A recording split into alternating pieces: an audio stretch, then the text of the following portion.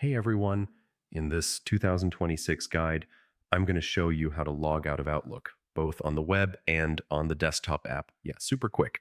So, first, if you're using Outlook Web, open your browser and head to outlook.com. Look at the top right corner. You'll see your profile picture or your initials. Go ahead and click that. A small menu will drop down, and you'll see the option Sign Out. Click it, and Outlook will log you out right away. No extra steps. Now, if you're using the Outlook desktop app, it works a little differently. The app itself doesn't have a normal logout button.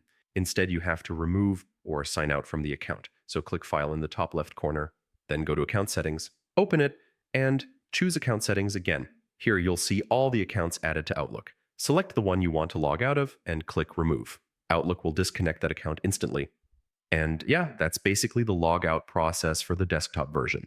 On the Outlook mobile app, it's also simple. Tap your profile picture in the top left, go to the settings icon, choose the account, and tap Delete Account. That signs you out, but keeps the app installed. And yeah, that's all you need to do to log out of Outlook on any device. Oh, and thanks for watching. And feel free to like and subscribe if you found it helpful.